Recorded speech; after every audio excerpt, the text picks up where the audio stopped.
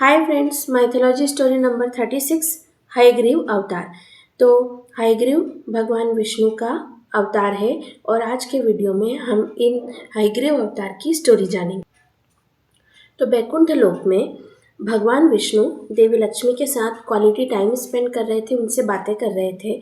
लेकिन देवी लक्ष्मी का ध्यान उच्चाश्रव घोड़े के ऊपर लगा हुआ था। उच्चाश्रव घोड़ा समुद्र मंथन से प्राप्त हुआ था और ये घोड़ा दैत्यों को दिया गया था और सभी दैत्य रसातल लोक में निवास करते थे। तो ये उच्चाश्रव घोड़ा भी रसातल लोक में दैत्यों के साथ निवास करता था। तो जिस समय भगवान विष्णु देवी लक्ष्मी के साथ टाइम स्पेंड कर रहे थे, उसी समय ये उच्चाश्रव घोड़ा रसातल लोक में तेज गति से दौड़ रहा था। तो उसको तेज गति से दौड़ते देखकर देवी लक्ष्मी उसे ध्यान से देख रही थी। उन्हें वो काफ़ी पसंद आ रहा था और वो एकदम उस पर खोई हुई थी और इसलिए वो भगवान विष्णु की बातों को सुन ही नहीं रही थी, वो उन्हें इग्नोर कर रही थी।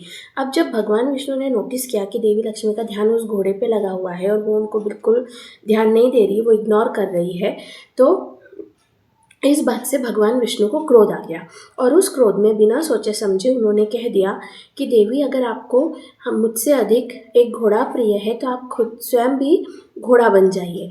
अब भगवान विष्णु ने ऐसा कहना था और वो तो भगवान हैं, तो उनका तो कहा हुआ सही हो जाता है। तो उन्होंने बस इतना कहा और उतने में ही देवी लक्ष्मी अचानक से खुद एक घोड़ी में परिवर्तित हो गई और वो बैकुंठ लोक से सीधा पृथ्वी लोक में टेलीपोर्ट हो गई। अब जो है, हम रसातल लोक की बात करते हैं।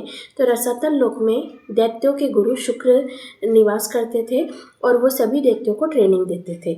तो उसी रसातल लोक में एक दैत्य था जिसका शरीर मनुष्य का था और जो चेहरा था वो घोड़े का था।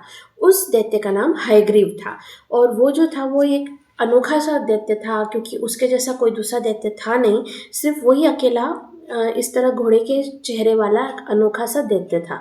लेकिन शुक्राचार्य उस पर ज़्यादा ध्यान नहीं देते थे, क्योंकि वो दूसरे जो उससे ज़्यादा ताकतवर दैत्य हैं उनको युद्ध की शिक्षा देने में बिजी रहते थे। तो हयग्रीव ने सोचा कि वो स्वयं अपने आप को ताकतवर बनाएगा, इसलिए हयग्रीव ने ब्रह्मा की तपस्या की। जब उनकी तपस्या से प्रसन्न होकर ब्रह्मदेव प्रकट हुए तो हयग्रीव ने ब्रह्मा से वरदान मांगा कि सबसे पहले तो उन्होंने अमर होने का वरदान मांगा, पर जब ब्रह्मा ने कहा कि वो किसी को भी अमर नहीं कर सकते, तब हयग्रीव ने वरदान मांगा कि मैं बहुत ही बलशाली हो जाऊं, शक्तिशाली हो जाऊं और मुझे कभी भी कोई पराजित नहीं कर पाए और मेरी मृत्यु बिल्कुल मेरे ही समान, मेरे ही डुप्लीकेट हयग्रीव से हो। मेरे डुप्लीकेट के अलावा मुझे कोई भी मार ना सके। अब ये वरदान ब्रह्मा ने हयग्रीव को दे दिया। अब हयग्रीव जो था वो बहुत बलशाली हो गया, ताकतवर हो गया और उसे पूरा कॉन्फिडेंस था कि उसके जैसा दूसरा कोई प्राणी है ही नहीं दुनिया में, तो उसे तो कोई मार ही नहीं सकता।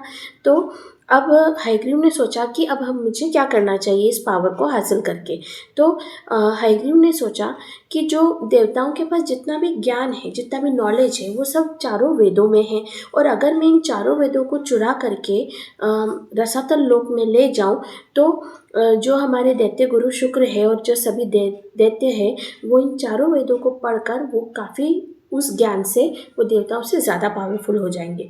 ऐसा सोचकर हयग्रीव ने ब्रह्मलोक में ही आक्रमण कर दिया और अपनी ताकत से, अपनी शक्ति से सभी को पराजित करके उन्होंने चारों वेदों को चुरा लिया और उन चारों वेदों को ले करके वो रसातल लोक की तरफ जाने लगे। अब जो है, भगवान विष्णु ने जब देखा कि हयग्रीव ने जो किया है, तो अगर ये जो वेद है ये शुक्राचार्य या दैत्यों के हाथ में लग गए तो ये बहुत बड़ी समस्या हो सकती है, परेशानी हो सकती है।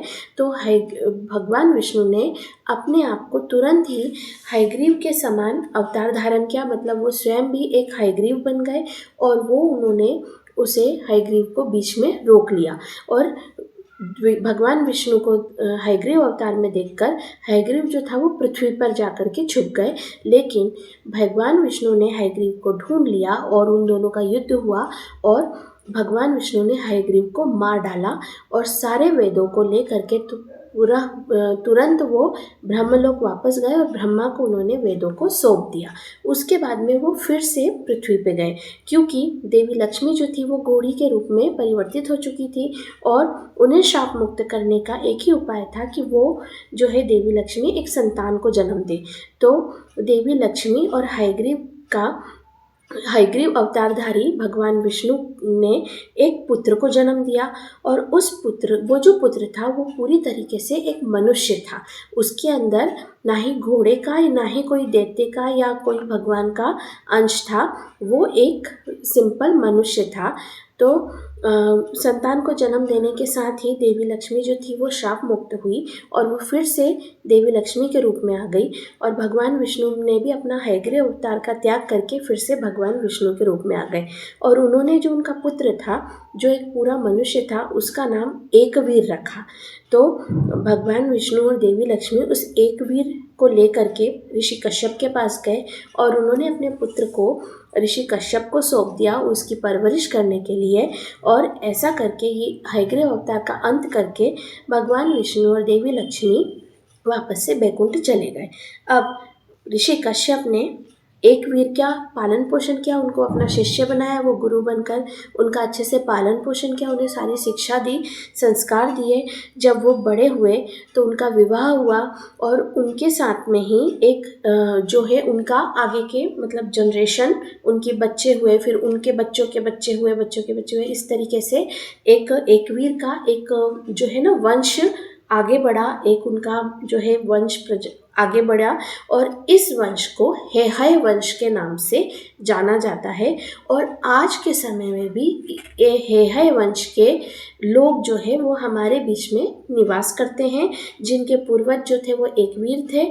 और आज की जो इतनी सारी जनसंख्या है इसमें हेहय वंश के लोग भी आज एग्जिस्ट करते हैं। तो आज का वीडियो हम यहीं एंड करते हैं, मिलते हैं नेक्स्ट वीडियो में। Okay bye.